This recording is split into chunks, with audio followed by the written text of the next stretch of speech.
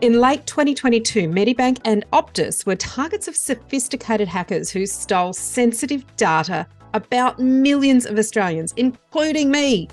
At the other end of the scale were individuals who are dealing with what sometimes seems like a daily barrage of attempts to hack into our lives and con us out of our hard-earned money. How can we protect ourselves?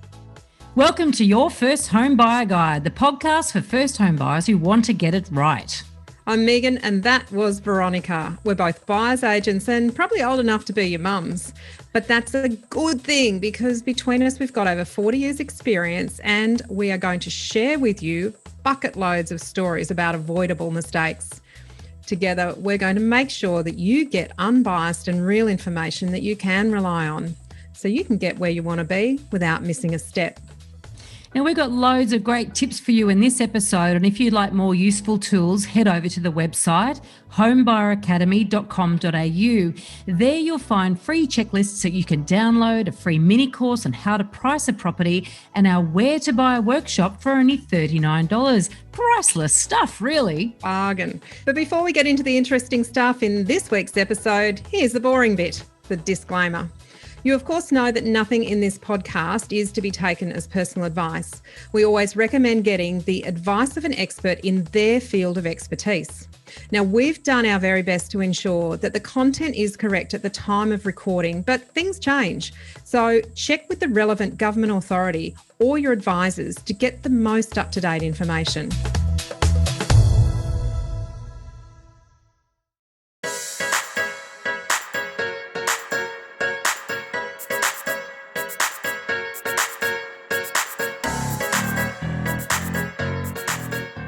Today we're talking about how scarily easy it is to lose money to scammers. And we have a special guest who you would think this could never happen to, and yet it did. But before we introduce her, what's your special background in the video this week, Megan? What the hell is that? For those watching, it used to be lock your doors, lock your windows, stop people from getting into your house. It's just no longer about that. We can't physically stop people getting into our lives. And I guess what we're trying to do today is uncover some of those scams, and including property-related ones, where you need to lock more than just the physical house. You actually need to lock down your cyber security. Lock down your phone. We're so thrilled to have Sarah Megginson joining us today. She's the head of editorial at Finder and writes about all things money and property. So when I saw in LinkedIn that a little while ago that she'd been scammed, I thought, we need to have a conversation about this. As a worst case scenario, this could have a diabolical impact on someone saving for their first home. And let's face it, you guys have got so much more money in the bank than most people. So it's a bit of a risk. Sarah, welcome. Thank you so much. It was truly mortifying to admit that I'm a finance journalist and I'm meant to be a money expert and I got swindled. So a horrifying. Tell us what happened. You know what? These scammers, they're getting so sophisticated and it was really one of those combinations of like right time, right place situations. So I got one of those texts that almost everyone knows about where it says you haven't paid your toll. Gone through a link. Simple, right? Simple you haven't paid your toll. Yeah, and we all we get those, and I never cross toll bridges or toll roads. Usually I live on the Gold Coast. We don't have many toll roads. And I got this text the day after I had gone over the bridge in Brisbane. And 2 months before this, I had a problem with my account where my husband and my account, we had two different toll things and they merged and one got suspended and all sorts of things. So I'd spent a bunch of time with them trying to combine the accounts and get everything, up to speed. So when I got a text saying your payment didn't go through, click here to pay it, it seemed really legit to me because I'd had these things happen that made it seem legit. Now, I got the text at 6 o'clock in the morning and wasn't really paying attention to it properly. And if I had been, I would have seen all the red flags in it, which I'll get to in a second. But at this point, I just got the text, clicked on it, it said, enter your credit card details here, which I did, pressed OK. And if the scammers had been not too greedy, that would have been the end of it. I would have closed the thing and I would have just gone on with my day, and they possibly would have accessed, thousands of dollars worth of transactions on my card. Instead, they were greedy, and after I pressed OK, they said, "Oh, payment didn't go through. Now enter your bank details." And as soon as I got that, it said, "Log into your bank here." And as soon as it did that, I went, "Oh my gosh, this is a scam." So I then go back and look at the original text and see that it's got typos in it, and that there's a warning, you're going to have a $500 fine if you don't pay immediately, which of course, like, toll companies don't actually do that. So the clues were there. I just really, it was one of those perfect. You were groggy. I was groggy. I was tired. I just didn't pay attention. And that's what they rely on. Since I've kind of been talking about this, and we did a bunch of research at Finder about it, so I've been talking to a few people about it. And so many of the stories that people share are really similar. I was on my run and I got a text and I just thought, well, I was on the run, I'll just click through and I'll pay it. Or, you know, I was on my commute and this email came through and it all seemed so legit. They're really, really sophisticated now. And I was extremely lucky, because as soon as it happened at 6 o'clock in the morning, and as soon as I saw the enter your bank details, I went, "Oh no, you're an idiot." And I instantly called my bank and they put a hold on my card. So the scammers didn't get away with anything financially, but then it just caused that huge pain of having to change all of my direct debits over, and it was just painful, an extra thing I didn't need to do. Well, firstly, thank you for sharing that, because I think what we want people to understand is it's not just silly people, it's not just elderly people, it's not people who are financially illiterate, it's not people who are technologically illiterate. You are a smart woman who is in this space, and this got you. And I think the thing that we want to, I guess, really open up people's mind to is sometimes you are just in a rush and you do it, you've done it. So, kudos to you for sharing this, because I think it's important that we know that this is happening to normal, everyday, intelligent people. Absolutely. It like, everyone is at risk of it. And they're not, even just 5 years ago, they were nowhere near as clever as they are now. They were a lot more clunky, a lot more kind of spelling mistakes and things like that. But these days, the level of sophistication, and particularly, as you said, with the Optus scam and the Optus data breach and the Medibank data breach, which I happen to be customers of both. Happy days. Oh, you're both. Oh.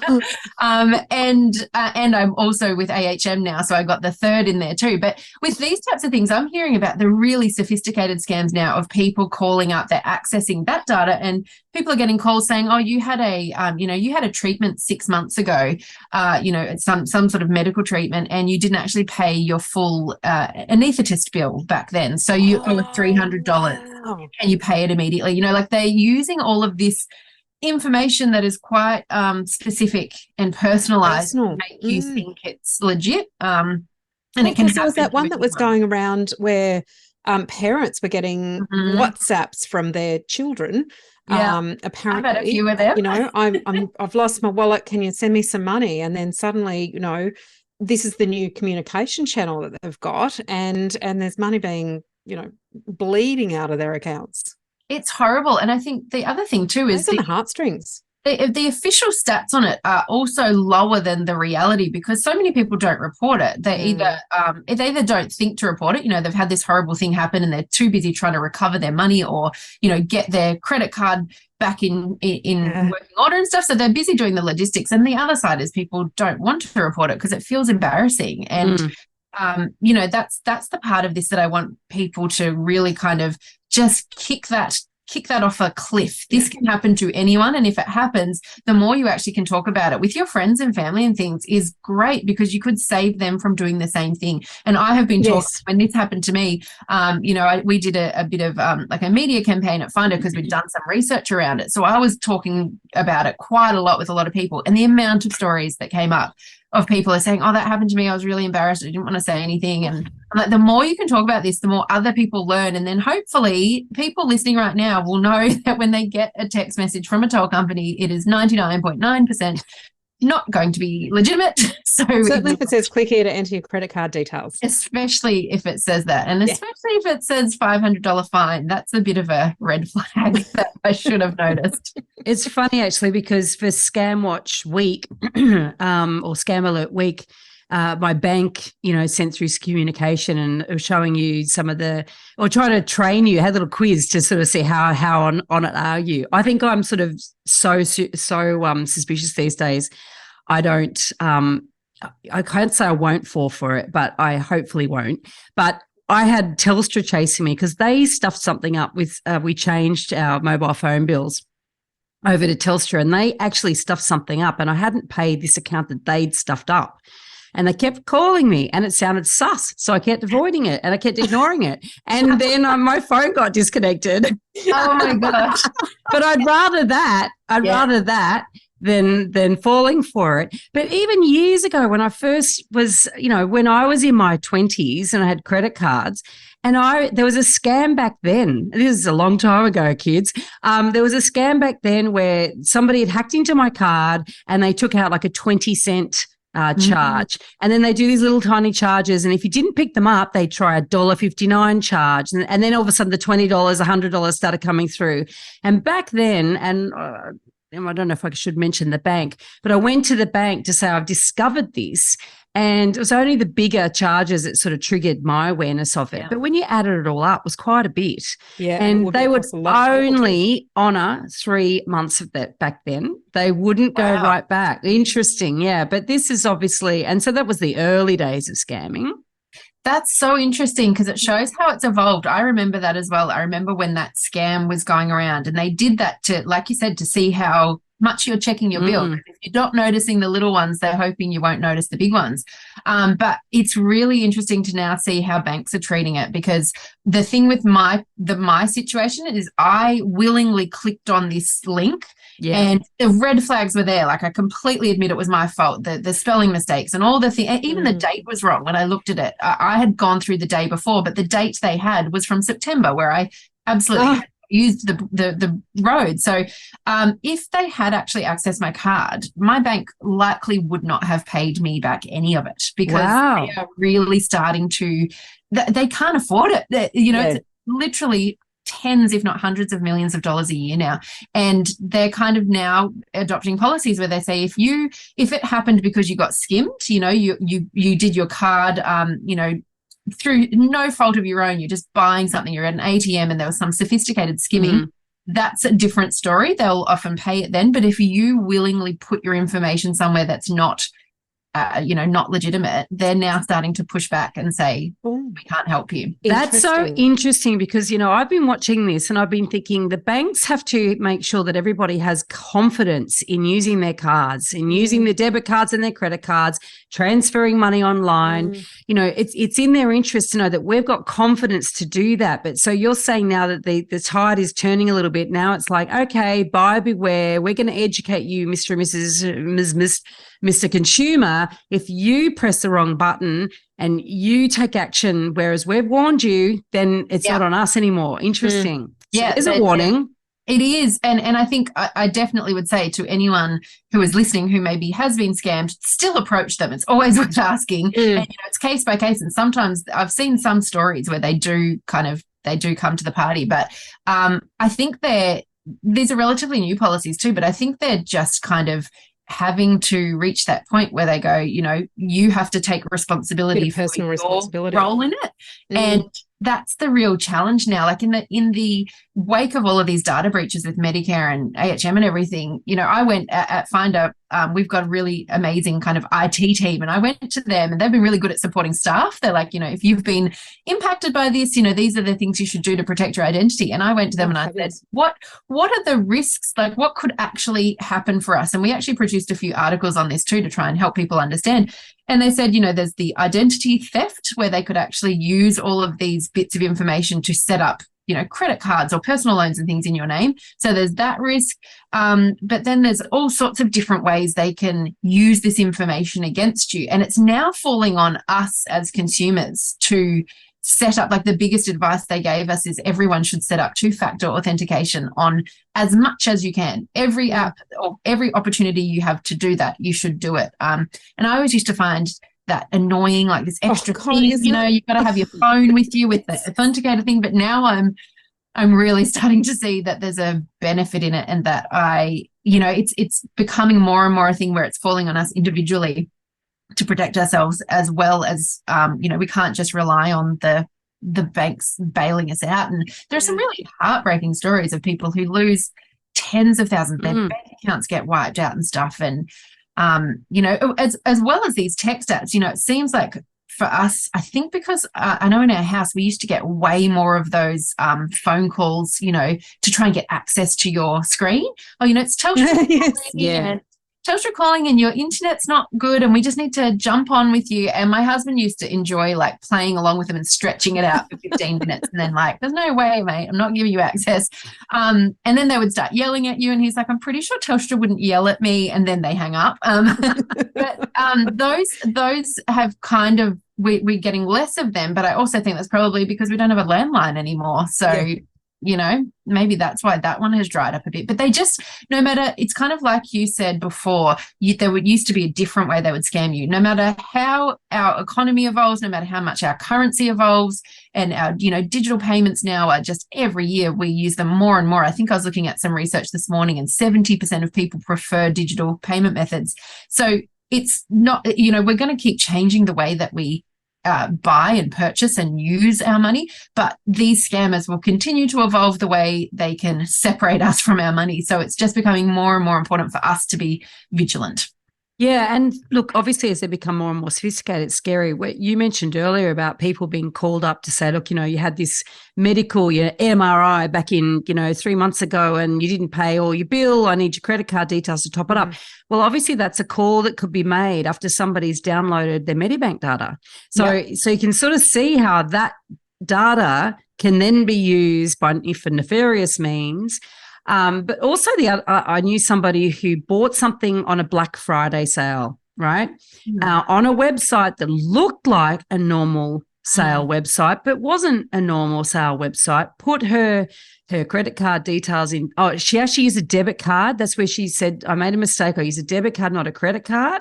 Wow. She put a debit card in, bought a barbecue that never arrived. Then the site didn't really exist, but also they just started using the credit card until she was waiting a few days for it to be delivered. And, of course, it wasn't until it wasn't delivered that she even realised that something was wrong trying to find them. So, that's extraordinarily sophisticated to go to the lengths of creating an entire website. They're obviously using Google Ads to get it on a search, so people actually find it and click on it. Yeah. Doesn't look any different to what they thought they were looking for. I was looking at an article from St. George Bank, and they were putting up examples of login pages that they looked exactly the same. It's just that you looked at the IP address and you go, oh, that's not actually St. George's website. It's scary. It's so scary. And it's even things like my mum, she's 71, 72. And, I think it's for digital natives and people that have grown up online, if you're under kind of 35, there's a lot more of this is intuitive. But for my mum, she booked a flight once a few years ago. And when I looked at her itinerary, because she'd printed it out, I said, this website, where did you buy this flight from? And it was something like Flights Are Us Norway. She'd actually bought this like Virgin domestic flight through a Norwegian online site. And when I then dug into the details of it, she'd paid like a international currency transfer fee. So it looked really cheap. Yeah, and it wasn't actually a scam. It just happened to be one of those, weird online travel agents that is based overseas. But it just made me realize how much more difficult it is for people who, are a little bit older. And this is it's the opposite of intuitive to them. It's like the Wild Wild West and they don't understand it. So that type of Black Friday sale looks completely legit to kind of that older generation. And that's the really hard thing about this is it always comes back. The onus comes back on us to double check. And I had it recently. The Black Friday sales were huge, and you'd see things pop up in your Instagram and things. It's like, oh, those vases look nice. But then a couple of times I was thinking, how do I know this is actually a site? Yeah. Because I wanted to buy some really beautiful, actually you can see it here, this little pink chair. I wanted to buy a couple of them, and but they weren't cheap. And I was like, do I really want to buy this? It's $500 in total. What if this is not a real shop and I don't get the chairs? Like, it is a bit of a risk you take. But I bought it with PayPal, knowing that PayPal has a bit of that risk protection, built in. But yeah, it's pretty scary. There's so many different ways you can be stung.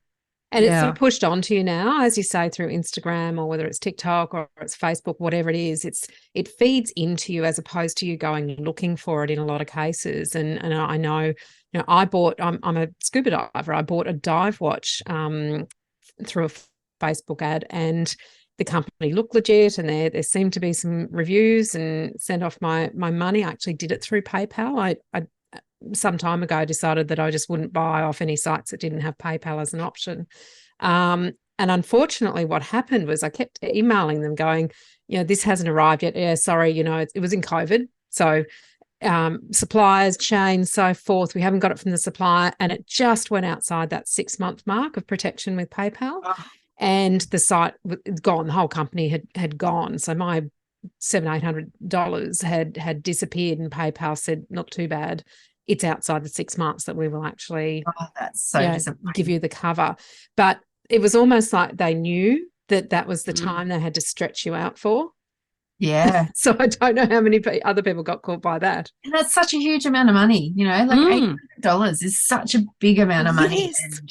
And I think that the official number for 2021 is $2 billion in total that we know of, that's been reported. I reckon the real number is probably 10 times that, Yeah. Did you report that to ScamWatch? No, I didn't report to ScamWatch because the site was gone by then, but I obviously, put in a claim through my bank, which again didn't go anywhere.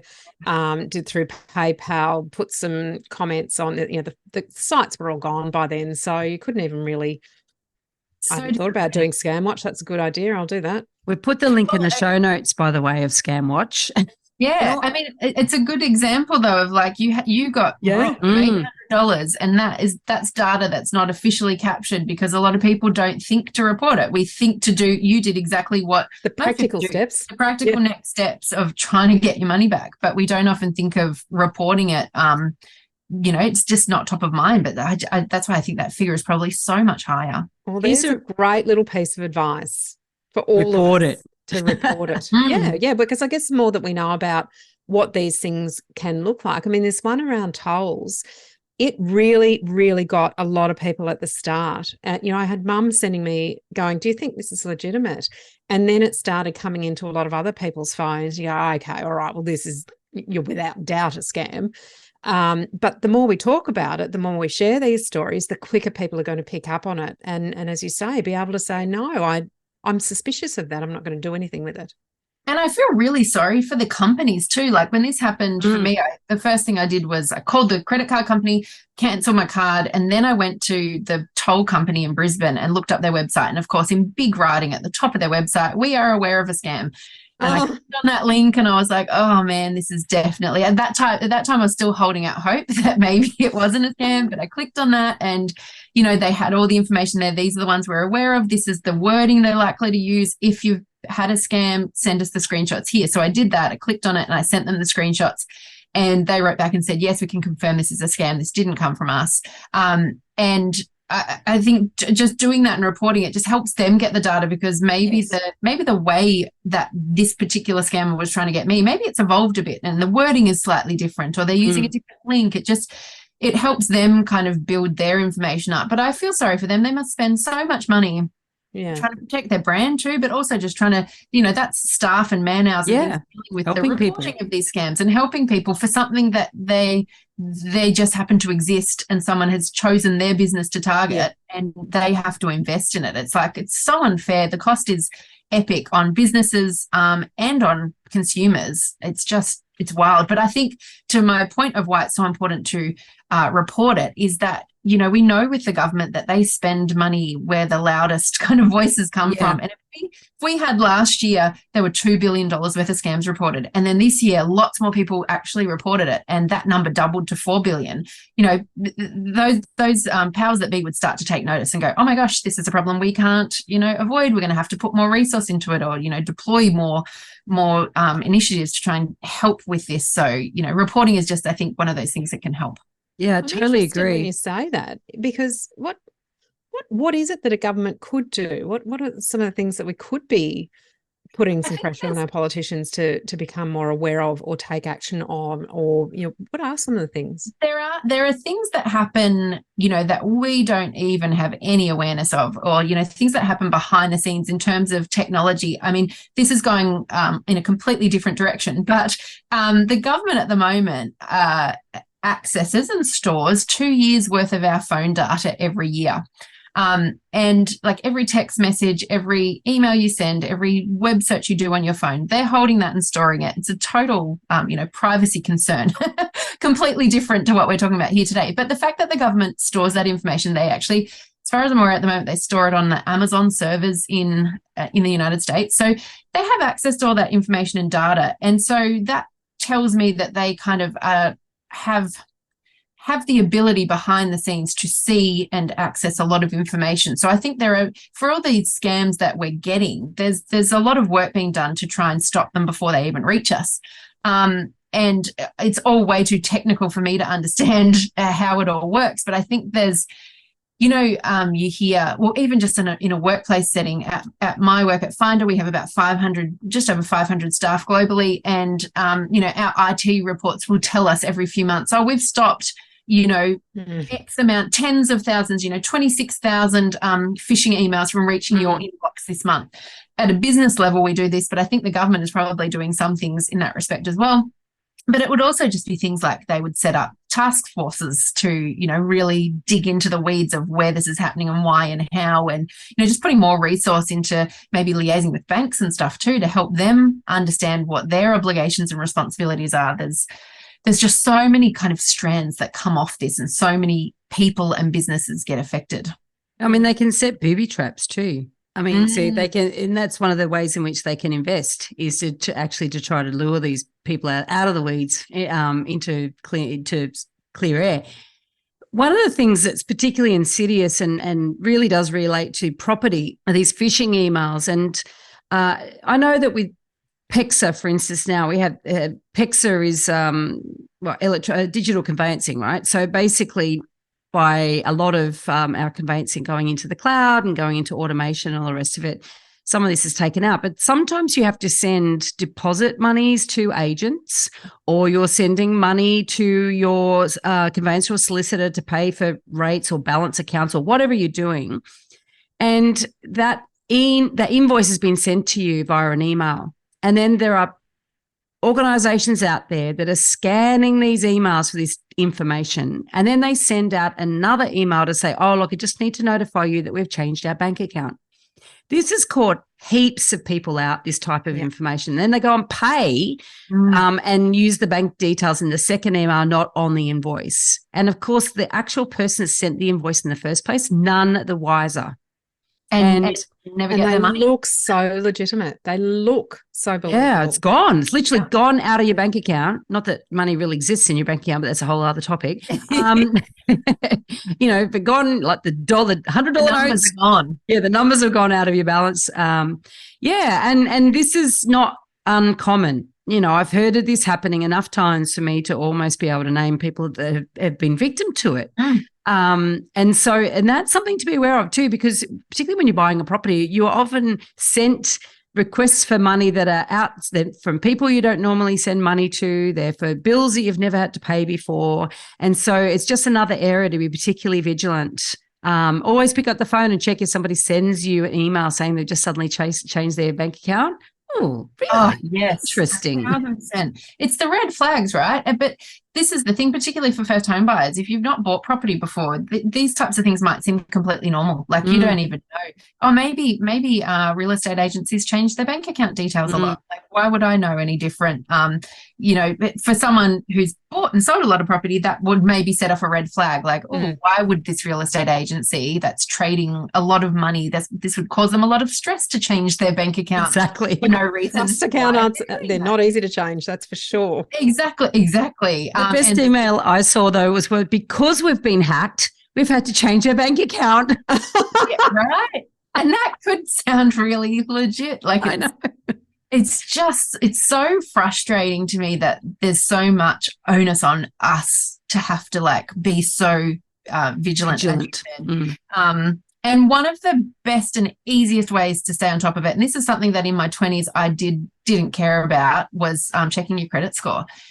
Because when you get when these things start to happen, like if you do get scammed, or if someone accesses, like if someone used your information to go get a personal loan, you might not be aware of that for literally months or even years. Like they could just have this debt building somewhere, and until the bank starts knocking on your door 6 months later going, hey, you're not making your repayments, and you'd have no idea about it. So being on top of your credit score, and you can do it for free. You can get your credit score for free. There's a couple of different major providers in Australia. There's Experian, and I can't remember the other one. We'll find those and pop them in the show notes, because I think that is a wonderful piece of advice, and probably the biggest takeaway from here is, and if you check your credit score, does that affect your credit score? No, because that really is a common misconception. It's a really good question, and a lot of people worry about that. And of course, I would be remiss if I didn't give a nice little plug for the Finder app here, because we pop your credit score in there, and that's a great way to check it every month. I was literally just then looked at it to see if my credit score had changed, and it's gone up 9 in the last month, which I have no idea why. Well done you. I don't know what I did, but it becomes quite. It's very reassuring for me, particularly in the last few months when we've had all of these, data breaches. Well, you know what I'm doing the moment that we stopped this podcast, don't you? After my data went out with Optus. Yeah, it's great. It's great just for a little bit of reassurance that the big things are not happening. On a smaller scale, you should be checking your credit card statement every month and your bank statement every month, because even there are so many things, like you said before, those little $1 scams, they actually still happen now. They're just a bit more digital, but they still happen now. So looking at your credit card every month, it's great practice anyway, just to check and see that maybe you got, double charged for something, or it's or to look for subscriptions you don't need anymore, and you're like, I'm still paying for Amazon Prime and I haven't watched TV shows on that for 6 months. So always check your credit card statements and your bank statements. But there's another scam, Amazon Prime. I was getting phone calls saying your renewal is overdue, or and you're going to get charged $99. Yeah. It's like click here or press 2 or something. I kept looking at my phone going, I know I don't have an Amazon subscription. That was really link. Believable. I had one, click this link, otherwise your monthly subscription is going to go from $9 to $99. And I'm like, that's funny. I don't have a subscription. The increase. Yes. I mean, some of them you wonder. Why do these people not work for good? Why must they work for evil? Because this is creative stuff. I know. They're very creative, clever people. But that's the problem, is it does work for them. They get all of this free, easy money. It's horrible. So I've got a question for you, Sarah. So now Finder has all this information. What does Finder have in place to protect people? Like if I'm going to suddenly log in and go, right, I'm going to give you all my credit cards, all my bank details and the rest of it, so that you can keep a track of my credit score.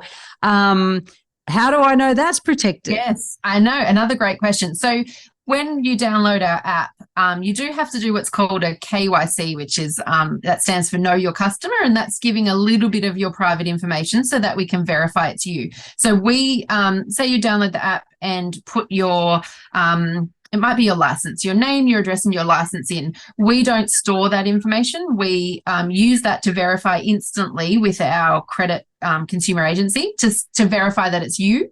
And then it's kind of like you're giving permission for that information to come through the app to you. But it's not like we have a database somewhere. That this is the problem with, with the Medibank one, for instance. They had a database somewhere with everything. Yeah, they're keeping the information instead of just utilising it. Exactly. We utilise it. We don't store it. So it's, the KYC process in the tech world is pretty encrypted. So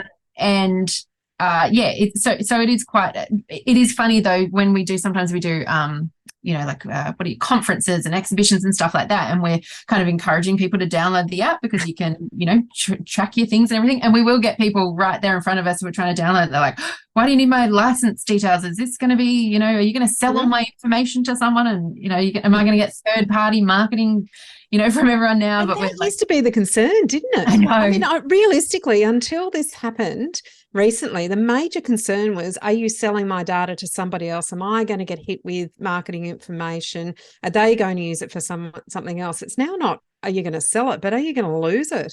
I know. Isn't that so interesting? We used to be worried about being signed up to e-newsletters we didn't want. Now we're worried about a bank account being cleared out. It's a much more horrifying risk. There was some stories ago. Remember a little while ago, Veronica, there were some stories, and I think it was mainly WA based, and I can't tell you why, but I think it was because it was absent owners that were targeted. But there were people who were posing as the owners of properties and getting agents, real estate agents, to sell those properties. Them. Yeah. And they weren't the owners of the properties. They were just simply saying, oh, I live overseas. So they were actually finding properties where the legitimate owners did live overseas. And so there was some authentication errors on the agents' behalf in identifying the individuals who are claiming to be the owners. But that sort of worked out this little loophole where, the owner was overseas. They were saying they were overseas. They weren't verified as the actual owners of the properties, and they were selling the properties and pocketing the funds, and horrifying. No one could find them. Yeah. And then I wonder what happens then, does the new owner who that's horrifying. It is, isn't it? I don't even know. I can't tell you what the outcome of those ones there's were. Some sort of, government insurance fund or something to cover things like that. But certainly as a result of that, the level of identification, confirmation required in the property space has just gone sky high. And you're so right, Sarah. It's like, it's just an imposition, it's annoying. And it is annoying. But I think probably more annoying is having to spend all that time fixing your credit card and, closing all your bank accounts and resubscribing to everything. And it's like, Jesus, that takes a little bit more time than a two-factor identification does. And that's the best end of the scale, assuming you don't lose money. That's just the logistics in a row. But it's funny because property has always been, in my view, a dinosaur when it comes to technology. We're still, I haven't bought or sold a property in a few years, but up until recently, we were still relying on wet signatures, faxing them off. And that seems to be one of the least secure. We have moved past there. I'm in Queensland where you still need to get a justice of the peace to witness a mortgage document, which I always just find so interesting, when COVID hit and we moved to the more digitized verification of identity. That was so interesting. At that time, I was actually working for a broker magazine, so I had the chance to interview some bank executives about it, and it was exciting for me because I was like, I get to ask all these questions. I was like, why did it take so long? Why did it take a pandemic to do that? And they said the pandemic kind of transformed it. It reared, 10 years worth of tech evolution happened in the space of 10 days because they had to evolve so quickly. But yeah, it's interesting. There are actually, so many points in the process of property that need all of that verification and all of that stuff. That's why buying property is such a pain logistically. Yeah. Really, it's such a process. And if you get any part of the process wrong, then it can really go pear-shaped. It's interesting where you talk about, necessity is the mother of invention, and certainly COVID has accelerated probably 10 years of development in a whole bunch of fields. But it was only fairly recently, for instance, with agency agreements in New South Wales, that you could have an emailed signature.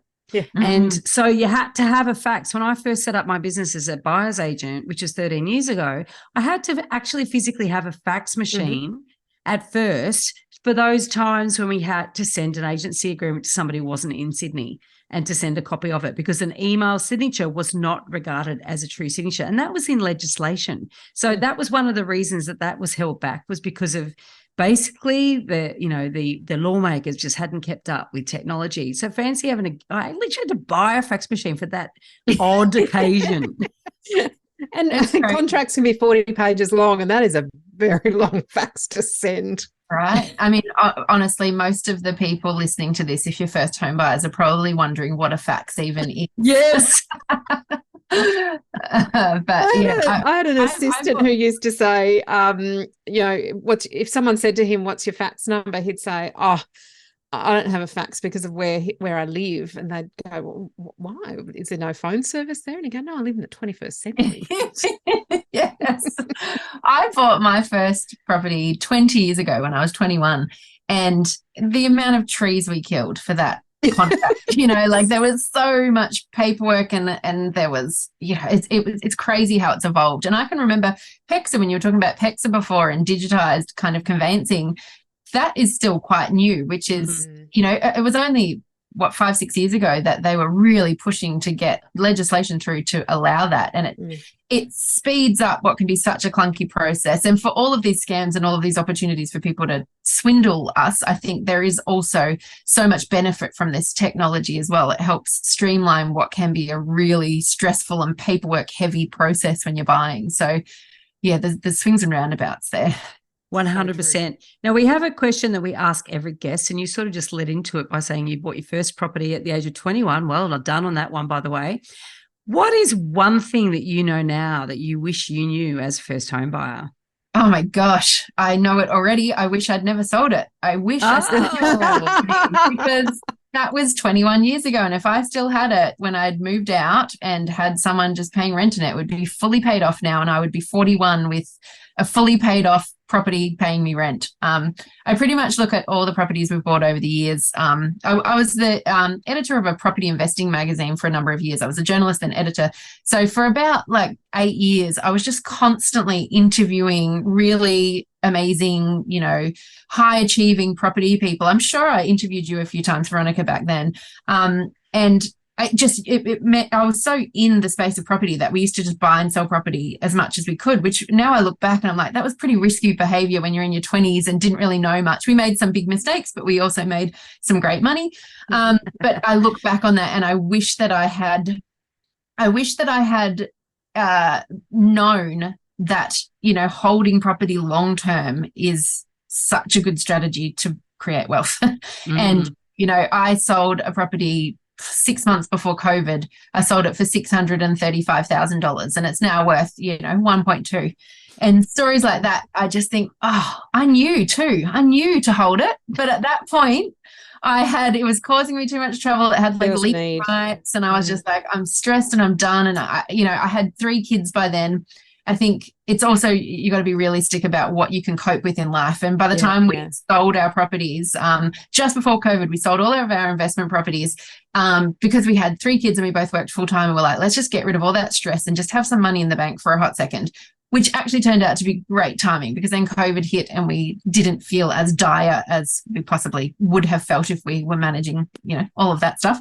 But yeah, my advice would be to think longer term. Don't think of your first property as your forever property. My first home was Besser brick and tiny and, is not at all the style that I wanted or anything, but it was mine. And that's what you want. You just want to get into the market. And, eventually I'm now 41 and literally this morning, just before this podcast, I was putting some pictures up on the wall in my bedroom. And I reflected, I was like, I'm 41 and for the first time I actually have a proper, beautiful grown-up bedroom. I've decorated it properly and I went out and I went to Myer and I bought a beautiful bedspread and I was like, this is the first time I've actually had a beautiful, my bedrooms have always just been a mix match of, secondhand furniture and whatever. Student's bedroom. Yeah, just whatever. I now have a beautiful bedroom and I was like, it took to 41 to get this. But we got there. And your children climb all over it and mess up the bed. I made the bed. It looked beautiful. And then my dog jumped on it. I was like, oh, well, that's the family picture, isn't it? But for your first home, especially, just look at what your goals are. I also think in Australia, we have this real obsession with home ownership. And for some people, they can feel a pressure, I've got to get into the market. And it's if that's going to cause you heaps of financial stress, then put it off a year or two. I literally was having this conversation with someone at a lunch last week. She's desperate to get in the market and she doesn't have enough of a deposit. And I said, well, just wait 12 months. I said, you're going to be able to buy more in 12 months now, but I've got kids and I really, really want to and da-da-da. And I was like, I completely understand all of the reasons why you want to get in. But when you're 80 and look back, you're not going to be devastated that you bought a property at 41 instead of 40, or it's right now it feels all of this pressure, but you've got to really look at your bigger picture. And putting yourself under a lot of financial strain when interest rates are high, if you really can't afford it, I should say interest rates are not high, they're actually quite low. I really aren't they? It's still All affordable. depends on your horizon. Yeah. Yes, It's just different to what it was 2 years ago. Yes, different to what it was a couple of years ago. And, if it's going to put pressure on you, don't just take that pressure off yourself. No one is putting that pressure on you. It's only you. And if you buy a property soon, fantastic. If it takes you another couple of years because you need that time to get yourself a bit of a buffer account and not be stressed, owning a home is amazing, but there is a real shift that happens when you go from the dishwasher breaking and having to pay for it yourself versus calling the landlord and saying, hey, can you fix this? And I was really fortunate that when we kind of bought our first home that we lived in, we ended up owning, a couple of investments in between. But by the time we bought our first home that we lived in, I had about $10,000 or $11,000 in the bank. And that was a godsend because I think within a few months of moving in, the hot water system blew up. And it felt very comforting to be able, that's not how I wanted to spend my money. Like I didn't want to have to spend $2,500 on a hot water system, but it would have been much, much, much more stressful if I didn't have that money. And I did, last year, and I spoke to a lot of people who wanted to buy their first homes, and that they were really stretching their budget right to the edge so that by the time they bought and paid the deposit and stamp duty and legals and all of that, they had like $500 left. And I was like, that makes me. That's tight, isn't it? That's really uncomfortable. I would be like, wait a few more months so you can just build up that buffer account and you can, go into home ownership knowing that you're not going to be stressed about it. It's meant to be a really amazing, life-changing experience for the better, not something that puts you under stress from day one. It's funny, you've just given me inspiration. I think we need to have an episode of reasons to wait and reasons not to wait. And certainly a reason to wait is if you are going to be putting yourself under so much stress and pressure. And there's reasons not to wait. Like so many people could have bought comfortably before waiting for prices to fall, and then interest rates go up and they haven't been able to borrow as much money, and all of a sudden they're out of the market, even though they could have done it. So it is very individual, but I hear what you're saying. It's just that this pressure We've got an episode that is reasons not to buy. Why not to buy? We Just do. find the episode number. So, and while Megan looks up that episode number, it's just so important that, that you're buying when it's right for you. And that might be waiting, and it might be now and it might be waiting. Exactly. And if anyone's going to try and tell you what the property market's going to be doing in 6 months' time, a year's time, well, read the full or forecaster report that we do on the elephant in the room, because you'll know that nobody can predict the property market.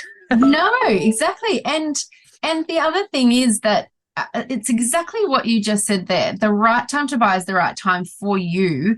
And, I've had a few people recently say, is now a good time to buy? And my answer is always for who? Right now is a fantastic time to buy for some people. Yes. It's a really terrible time to buy if you're in a different category. Like but that thing that you said about waiting for prices to fall, that just becomes a absolute vice of analysis paralysis. And I have a friend of a friend who has been saving to buy their first home for so long that he now has enough to buy it in cash. He has got hundreds and hundreds of thousands of dollars in the bank. Wow. But isn't that what they call financial Then he's got to make a really, really good decision on that property. He will never buy one. He will never buy one. It has now been legitimately probably 15 years that he's been talking about, and he keeps waiting. Now he's waiting for interest rates to come down. I'm like, you don't need a loan. Doesn't matter. Doesn't matter what interest rates do. But his mindset is just, I just avoid I don't talk to him about it. That would cause me to really pull my hair out. I'm looking at him going, you've got $500,000. You could not only buy your first home, we could get you into 2 investment properties, and I've got a strategy in my head. You've got a strategy, but we could do this. We could do so much for you, but I know that in his brain, that's just not where he is able to go. But the point is exactly that, like the right time to buy is the right time for you and your situation. If you have a great deposit and great income, and interest rates could go up another % and you'd still be able to afford it, then now could be a great time to buy. There's very little competition in some markets. It's not like last year where there was heaps of competition driving prices up. There's probably a good opportunity to negotiate, and it depends on your budget, your goals, your lifestyle, your income, all of these different things. But yeah, like she's very singing true. from the same hymn book. I know. Right? Thank you so much. I could talk to you all day, to be honest. Well, I hope you have me back. It's been so much fun. Excellent. We will get you back. I'm sure there's going to be plenty of topics that you'll be able to add some perspective to. Thank you so much for your time, Sarah. We're going to put the link in the show notes to actually your article on the cyber scams and alerts and security and risks and all that sort of stuff, because we really don't want you blowing your hard-earned money, hard-earned deposit, being at risk in any way to having money leak away when you need every cent you can to get that property when the time is right for you. Absolutely. In this episode, we've covered a very small part of our 10-step online course for first-time buyers. If you would like to learn more about the process and how to buy without making a mistake, then head over to our website, www.homebuyeracademy.com.au. Don't forget to subscribe to the podcast so you won't miss an episode. And if you like what you've heard today, please give us an iTunes review. 5 stars would be wonderful. It will help others find us as well. Thank you for joining us. We hope you found this really useful. And if you have, please share the love with others who you know are in the same boat. We'll be back next week with some more priceless stuff.